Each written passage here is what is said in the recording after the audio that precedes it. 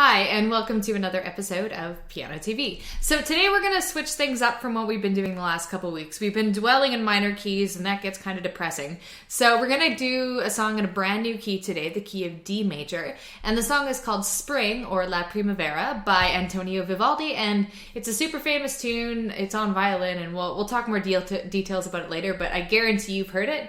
It's awesome. Let's get right into it then. Backstory time. So Antonio Vivaldi was an Italian Baroque composer, which means that he was active in writing music in the early 1700s. He was like a wildly awesome violin player, which is like another word for that would be a virtuoso. And he wrote a ton of like music, including violin concertos. Now, The Four Seasons is a collection of 4 violin concertos that are his most famous works. And if you didn't guess it already, Spring, La Primavera, is one of those 4 seasons. And I mean, they're long concertos, right? They're three movements each. So the spring that we're learning today is just like a snippet, just like, because the whole thing is like 40 minutes long. But I'm going to show you the snippet that we're going to learn today, just violin original style.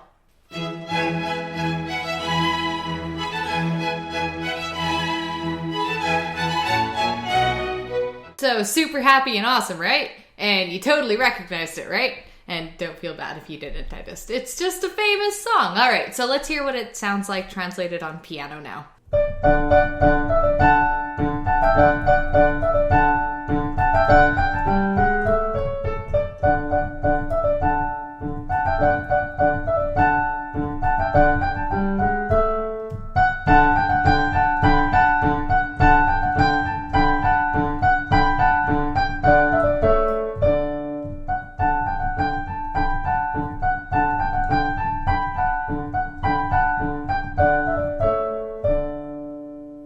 One thing you might have noticed me do when I played this piece is I played an octave higher right from the get-go, because I mean a lot of the times I usually omit repeats unless there's like a really specific reason to do so, and I think playing this piece an octave higher is more representative to the sound of the violin, so that's just how I play it. Here's our key signature here. So we have 2 sharps, which means we're either going to be doing the song in the key of D major, which we'll talk more about in the next video. And if you remember how to tell major and minor keys apart from the previous video, which I'll link in the description bar below, this is either going to be in the key of D major or B minor. So let's take a look at the first notes here just to get a sense of what key this is in. So our first note's a D, and then we have D and F sharp. Those are 2 notes of a D major chord. So I can say with fair amount of confidence that this piece is going to be in D major.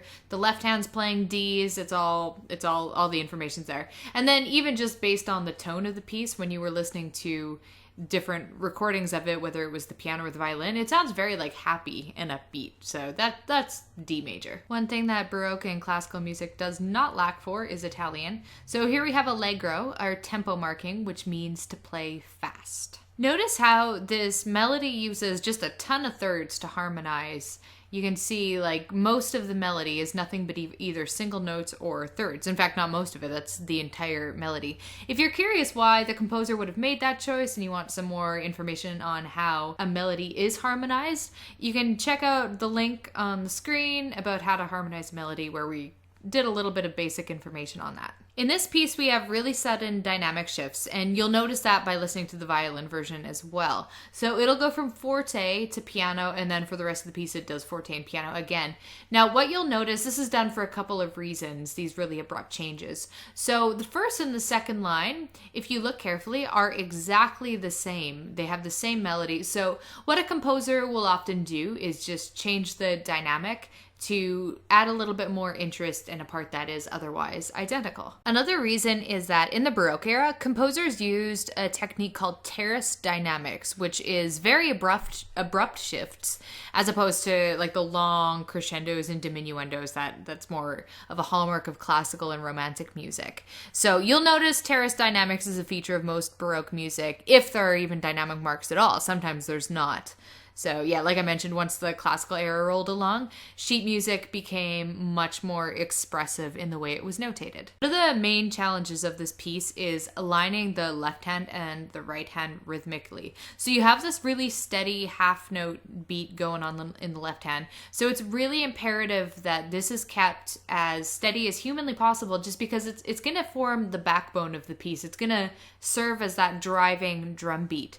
So let's take a look at the keyboard just to show you how I might work on that technique. What I find really helpful is to turn on the metronome really slow once you've tried it hands together a few times, and then really focus on matching that left hand to the beat. So I have it at 120 here. Oh, that's not a metronome. Let's try that again. So it's in half notes. Really like get into a groove with that rhythm and then start putting it together. Really focusing on keeping your left hand as steady as possible because it is the drum beat of the piece. I hope you have fun with this piece. As of this recording right now, it's like summer is well underway, so it's not like exactly a seasonal piece, but that doesn't matter. Even if it's in the middle of winter when you decide to learn this, maybe like bring a little sunshine and warmth into your cold winter day. Aw, so cute. Thank you for watching this video, and I will catch you later.